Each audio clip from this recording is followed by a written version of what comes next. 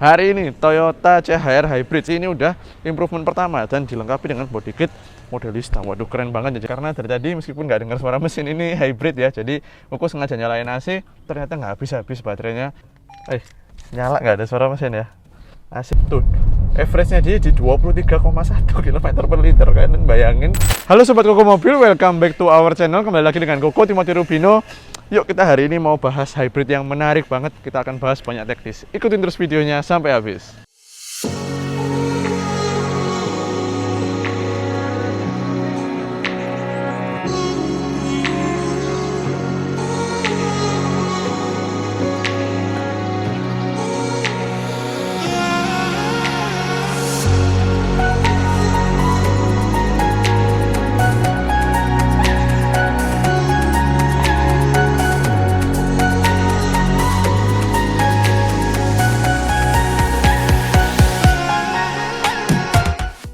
Hari ini Toyota CHR Hybrid, Selasa pagi tadi di info dapatnya CHR 1800, ternyata 1800 Hybrid ya. Menarik banget, kita nanti mau bahas banyak detail teknis seputar hybridnya, seputar platform dari mobil ini yang luar biasa. Waktu itu membuat Koko terkesima waktu mobil ini meluncur. Nah, yang kita lagi bawain di sini udah velg dual tone ya. Buat yang paham CHR berarti ini udah improvement pertama dan dilengkapi dengan body kit modelista. Waduh, keren banget ya. Jadi itemnya jadi kerasa makin gagah. Mobil ini jadi rasanya tuh kayak semi kesan transformer, apalagi warna hitam, ada kesan Knight Rider-nya, kayak campur-campur futuristik deh mobil ini. Tapi Koko overall suka dengan desainnya. Coba leave di kolom komentar, sobat suka nggak dengan desainnya, karena nggak semua orang suka sama desainnya CHR. Ya, kita lanjut ke samping. Ini tadi cuman kena air hujan aja, tapi wah, kondisinya ini hitamnya kempling sih, ini hitamnya bagus sih, hitamnya keren ya. Nah, bagasi dia kalau kok bisa bilang lebih besar daripada Nissan Juke, tapi nggak sebesar HR-V ini. Kelihatan ya ada barang-barang di belakang tuh. Tapi kondisi mobil ini benar-benar rapi, karena mobil ini setahun cuma jalan 5.000 km. Totalnya berapa kilometer nanti kita cek. Tapi mobil ini keluaran 2019 dan udah improvement pertama. Nah, kalau kita ngomong masalah kelegaan ruang, sebenarnya CHR ini kalau kita udah masuk ya itu sebenarnya nggak buruk. Dingin AC-nya. Karena dari tadi meskipun nggak dengar suara mesin, ini hybrid ya. Jadi aku sengaja nyalain AC, ternyata nggak habis-habis baterainya dan belum ngecas. Dari tadi mesinnya belum ngecas nih sampai detik ini. Keren ya. Nah, kelegaan kabin kita kembali. Legroomnya sebenarnya enak, headroomnya cukupan lah. Cuman memang rasa claustrophobic memang yang selalu dikeluhkan oleh semua jurnalis otomotif. Karena ini kalau kita tutup pintunya di sini gede banget, untuk pin di sebelah kepala rasanya gelap, dipadu dengan interior yang sampai nggak cuman kursi, sampai headlinernya itu hitam semua sobat. Tapi sebenarnya kalau kita ngomong nyaman aja sih. Ini jauh lebih bagus dari Juke ya. Kenapa aku bandingkan sama Juke terus? Karena memang bentuknya dan konfigurasinya itu benar-benar mirip. Jadi bibir bagasinya tinggi, jadi bagasinya nggak terlalu lega kayak Honda. Kemudian di belakang pakai model gini, kemudian garisnya begini kayak Juke. Kita bahas ini deh, ruang mesin deh sebelum kita jalan. Hari ini mau banyak bahas di dalam karena ini mobil yang menarik banget. Posisinya di Indonesia nggak umum. Apa yang ditawarkan itu benar-benar unik, bener tuh. CHR. Jadi sekilas info ya sobat. CHR kenapa waktu keluar kok rasanya benar-benar mahal? Karena mobil ini sebenarnya dirancang untuk pasar Eropa, bukan untuk pasar Asia, sehingga ya namanya Eropa punya standar gimana sobat, menurut sobat lebih tinggi pastinya. Nah, 1800 cc hybrid ini dari tadi cuma nyala kompresor elektrik ya. Suaranya ada, nggak tahu masuk di mic nggak, sama suara fan doang. Jadi fan-nya dua-dua nyala, ada 2 extra fan nyala semua. Dan tadi mesin belum nyala, kita shooting belum nyala, pakai baterai. Kompresor AC ada tuh kelihatan di belakang, itu elektrik. Kalau biasanya kompresornya ikut puli muter di sini sama fan belt, kalau di ini pakai tuh elektrik ya, kelihatan. Seru ya kalau kita bahas hybrid itu, selalu Koko seru. Kenapa? Koko terus terang lebih tertarik dengan sistem hybridnya Toyota dibanding electric vehicle. Full mesin listrik Koko lebih tertarik ini. Kenapa sobat? Karena menurut Koko ini adalah mesin yang sebenarnya solutif. Kenapa? Kita bisa menghemat BBM 2 kali lipat. Kalau mobil kayak gini biasanya 1:10 dalam kota, sekarang bisa 1:20 bahkan lebih. Innova Xenix yang barusan keluar tuh, misalnya yang bensin 1:8, yang hybrid bisa 1:18, lebih dari 2 kali. Dan kalian nggak perlu repot ngecas. Maksudnya apa ya? Ini adalah teknologi yang bisa dinikmati semua orang. Kalian beli mobilnya langsung tinggal isi bensin seperti biasa, tapi apa ya istilahnya, nggak menambah kerepotan sedikit pun, bahkan mengurangi kerepotan. Karena sebenarnya kalau kita logika, mesin hybridnya Toyota itu saking efisiennya dia 60-70% waktu kalian nyetir di dalam kota, kalau dengan average speed 22 km per jam itu jauh lebih 60-70% mesinnya mati. Jadi sebenarnya kalau kita logika, perawatannya harusnya lebih panjang intervalnya, lebih jarang kita harus pergi ke bengkel harusnya ya. Cuman secara servis bekala sih tetap, tapi kita logika aja lah, perawatan pasti jatuhnya lebih sedikit, kerepotan berkurang. Kemudian sekarang selisih harganya sama mesin konvensional bensin atau diesel nggak banyak.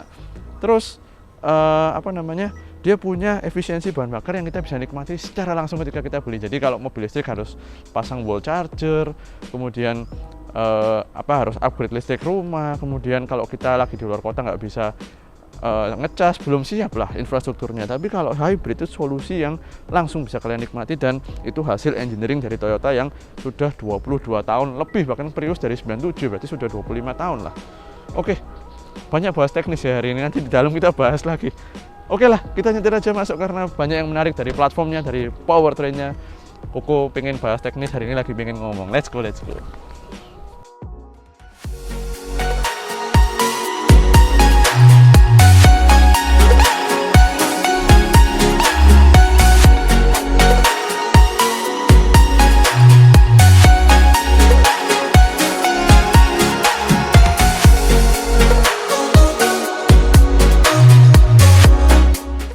Oke, kita masuk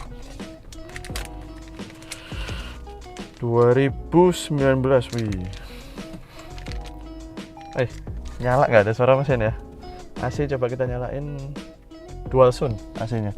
Nah, ini udah yang facelift pertama. Jadi bukan facelift, tepatnya improvement lah kalau kita bisa bilang, karena dia ada perubahan di velg ya, terus katanya ada beberapa di interior. Koko nggak terlalu hafal terus terang sobat.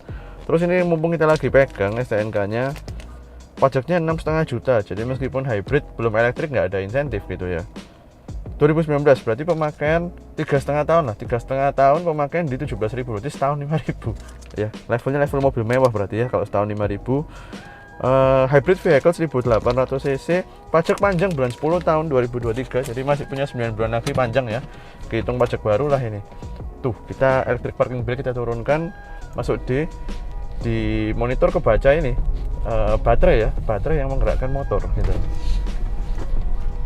Nah, Koko benar-benar excited hari ini karena ini ternyata CHR hybrid. Tadi Koko waktu mau rekaman di info CHR 18, Koko nggak tahu kalau 18 hybrid. Wah, kenapa? Karena CHR hybrid ini jadi salah satu mobil yang sebenarnya benar-benar all rounder sobat. Kenapa? Begini, ada 3 faktor. Pertama pasti dari hybrid drivetrainnya itu sendiri, hybrid powertrainnya. Karena Toyota pasti udah paling advance. Kalau nggak salah ini sudah generasi 4 hybridnya yang di CHR ini. Coba dikoreksi kalau Koko salah ya. Tapi yang paling penting, generasi berapapun itu, adalah kehematan konsumsi bahan bakarnya. Ini faktor pertama yang Koko seneng banget. Tuh, average-nya dia di 23,1 km per liter. Kalian bayangin, ini untuk pemakaian rute semi luar kota ya, 37 km per jam. Tapi Koko yakin kita pakai sendiri juga di dalam kota juga pastinya irit gitu loh sobat.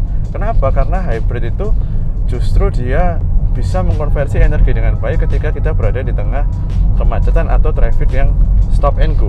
Sehingga ketika kita pakai dalam kota jadinya malah tambah lebih efisien lagi. Nah, yang kedua setelah powertrain yang pertama hybrid, kenapa dia all-rounder yang kedua? Dia punya platform TNGA yang proper. Kenapa aku bilang proper? Karena terus terang aja kalau kita lihat ke Corolla Cross ya, Corolla Cross itu pakai TNGA, dia ambil platform dari Corolla. Tapi untuk sebuah SUV dia malah belakangnya downgrade ke torsion beam, sehingga Corolla Cross itu enak, naikkan empuk, benar-benar empuk. Tapi kalau orang yang kritis mungkin seperti Koko nyetirnya, kita mau ngebut, kita banting, belok sana sini, torsion beam pasti nggak bisa dibohongin bos. Makanya Koko agak kecewa ketika Mazda 3 hatchback CX-30 itu downgrade semua ke torsion beam. Bahkan di US CX-50 kakaknya CX-5 yang lebih off-road style, kerennya abis dah, kerennya modelnya, belakangnya pakai torsion beam.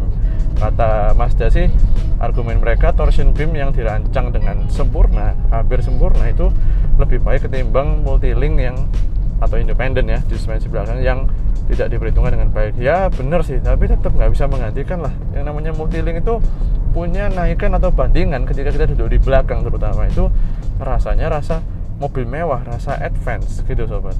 Nah jadi makanya kenapa hari ini Koko akan banyak bahas di ketika kita nyetir. Itu yang kedua, TNGA-nya proper. Yang ketiga, CHR ini terkenal tidak sekedar TNGA, tapi dia standar Eropa. Apa artinya? Eropa itu sangat mementingkan yang namanya noise, vibration, harshness, keseimbangan antara handling dan kenyamanan. Itu benar-benar semuanya biasanya diperhitungkan di titik tengah. Dan mobil ini kenapa kok mahal banget sih? Dan Corolla Cross Hybrid keluar istilahnya menghancurkan harga mobil SUV hybrid saudaranya sendiri.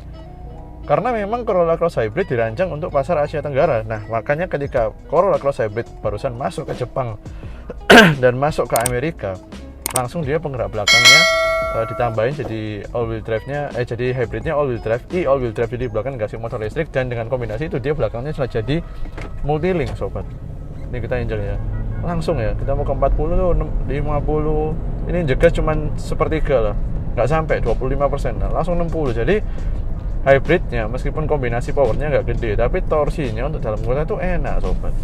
Nah kembali lagi tadi ke faktor ketiga, all-roundernya adalah dia punya handling dan kenyamanan tuh benar-benar seimbang. Sobat tahu nggak, CHR ini kaki-kakinya standar Lexus bro. Kalau kalian beli Lexus UX 200 atau UX 300e, itu depannya pakai suspensi yang benar-benar bagus dan NVS-nya benar-benar bagus. Nah CHR ini sebenarnya standarnya aku bisa bilang hampir ke Lexus, mendekati sekali ke Lexus, tapi pakai base Toyota. Makanya kita kerasa mahal, kita nggak dapat prestige dari seekor Lexus. Padahal aku baca speknya, mobil ini depan tuh pakai suspensi double wishbone. Kan bayangin, BMW seri 3 itu masih pakai McPherson Strut, seri 5 baru pakai double wishbone, dan mobil ini depannya pakai double wishbone. Jadi bisa dijamin double wishbone tuh lebih advance lagi ketimbang suspensi Multilink yang biasanya kita dipakai di belakang kayak CR-V, Camry dan segala macam. Jadi apa ya, empuknya beda, double wishbone tuh kayak kenyal. Makanya kenapa orang bilang seri 5 tuh lebih nyaman dibanding seri 3 ketika terutama kita pakai jalan yang rusak, jalan luar kota. Hari ini bahasnya teknis ya, banyak sekali-sekali kita bahas yang agak mendalam. Tuh empuknya itu enak banget double wishbone-nya ya. Nah double wishbone memang punya beberapa istilahnya sisi negatif, yaitu perawatan, pusingnya banyak banget. Terus kemudian bobotnya jadi lebih berat. Makanya CHR ini katanya sih nggak seirit, meskipun beda mungkin cuma 5% lah, nggak seirit Corolla Cross Hybrid karena bobot, faktor bobot. Tapi ya itu dipadukan kalian dapatnya build quality gitu, senyap ya, dan enak. Ini mobil naikannya enak, silent juga. Terus ini di sini ada monitor ya, kita bisa lihat ketika mesin dan baterai bekerja bersama mana yang memberi power. Sebenarnya ketika kita jalannya konstan, lagi nggak berakselerasi, mesin nyala, mesin mati itu nggak kerasa. Kalau kita nggak lihat monitor, ternyata mesinnya nyala, nggak kerasa loh. Dan hebatnya Toyota kenapa sangat efisien, bahkan ketika kita akselerasi ya, mesin nyala, baterai nyala. Ketika kita lepas gas, dalam waktu sekitar 1 detik itu mesin langsung mati, dan malah ban yang gantian. Jadi nyalanya mesinnya itu tek, dan kita nggak ngerasa kalau nggak lihat layar ini, benar-benar seamless, tidak ada getaran seperti kita starter mesin. Jadi apa ya, rasa mengemudinya kita seperti mengemudikan kalau kita nyantai ya. Sebenarnya rasa-rasa elektrikar, meskipun nggak bisa dibilang torsinya sebesar itu, masih lebih elektrikar rasanya pakai aku ya Nissan Kicks e-Power. Tapi ngomong dari segi kaki-kaki sama Nissan Kicks, mobil ini bukan satu level di atasnya, tapi 2 level di atasnya Nissan Kicks. Salah satu level di atasnya itu ada di Corolla Cross Hybrid, kemudian ini di atasnya Corolla Cross Hybrid lagi. Nih, radius putar ya lumayan lah untuk mobil segini. Ini sebenarnya nggak kecil ya mobilnya, 4,3-4,4 meter. Panjang ya hari ini bahas di sesi nyetir, tapi nggak apa-apa, semoga bisa mengedukasi sobat semuanya. Dan kalau sobat enjoy dengan edukasi yang kita berikan seputar otomotif, info-info, kita juga berusaha menghibur sobat. Kalau lagi capek nonton mobil itu kan seru ya untuk pria-pria gitu. Jangan lupa buat subscribe dan nyalakan tombol lonceng. Terima kasih untuk dukungannya yang selama ini udah sering nonton, like, komen juga, diskusi. Kalau diskusi tolong yang sopan ya, karena kemarin langsung aja tuh di video Innova kita ada yang komen nih kilometernya pasti diputar ya. Waktu itu Koko sih tanggepin ya percaya nggak percaya terserah, baca aja di kolom komennya, coba scroll dan nonton Innova. Seru tuh, banyak yang berdebat sendiri sebelum Koko komen. Malah ada yang bilang hati-hati sampai bahas rezeki, katanya penghalang rezeki. Ya netizen memang diskusi lah, tapi yang sopan gitu aja, yang sopan, dan jangan menuduh, jangan fitnah gitu ya, karena kita jual mobil ini berusaha amanah apa adanya, sesuai kondisi, kita hasil cek semua ya gitulah. Oke, Toyota CHR Hybrid ini yang sudah improvement, jadi velgnya udah dual tone, kalau yang pertama masih single tone. Interiornya ada kombinasi warna coklat. CHR Hybrid setahun 5000 km, kondisi luar biasa, benar-benar mulus, luar dalam benar-benar mulus, warnanya hitam, pajak panjang, platnya L Surabaya, posisi ada di Surabaya juga. Mau lihat secara fisik, mau lihat secara fit call boleh, mau titip jual seperti pemilik CHR Hybrid ini juga boleh banget sobat. Langsung aja hubungi di nomor WA yang sama. Mau tanya mobil yang lain juga boleh, mau nonton video yang lain sangat boleh dan welcome. Di Instagram Koko Mobil ada, Koko.mobil juga. Titip jual mobil Koko Mobil benar-benar gratis. Nanti kalau laku aja cukup kasih komisi, kalau nggak laku lewat kita 0 rupiah, kita foto, rekamkan, iklankan seperti CHR Hybrid hari ini. Gitu aja, see you next time di mobil berikutnya, bye.